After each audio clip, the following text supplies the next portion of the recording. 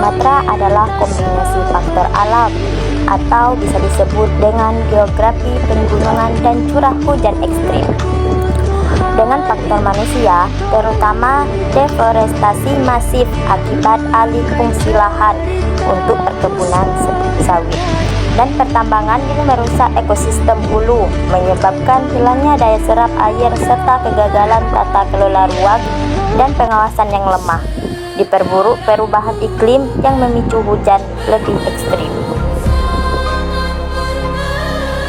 Faktor utama kerusakan ekosistem hulu.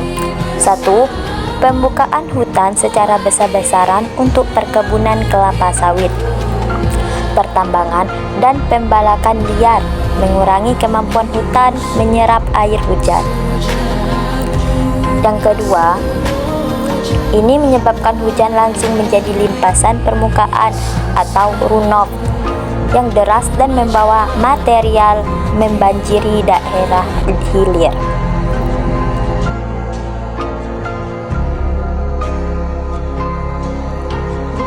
Kegagalan tata ruang dan pengawasan. Pertama, alih fungsi lahan di kawasan hulu atau daerah tangkapan air atau DTA yang tidak terkontrol dan ilegal merusak fungsi hidrologis kawasan. Kedua, izin pemanfaatan hutan seringkali tidak diimbangi pengawasan yang memadai, menciptakan celah kerusakan.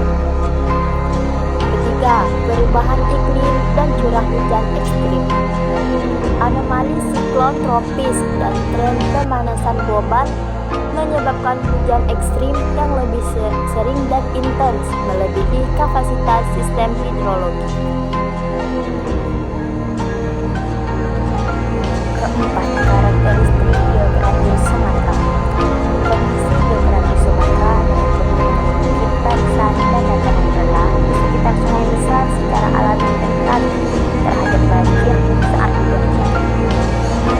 Penyebab turunan pertama, aktivitas industri.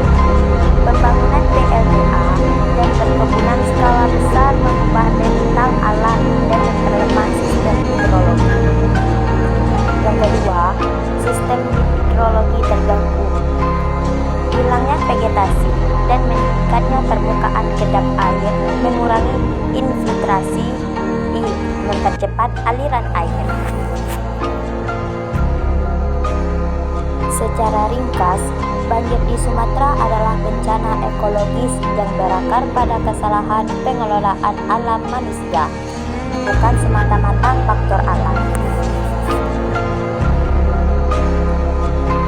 Bencana banjir dan longsor yang menggelamkan sejumlah wilayah di Sumatera Utara, Sumatera Barat, serta Aceh membukakan pertanyaan sejauh mana upaya mitigasi ke depan ditempuh pemerintah. Apa yang perlu diperbaiki dan seberapa siap pemerintah dengan kebijakannya.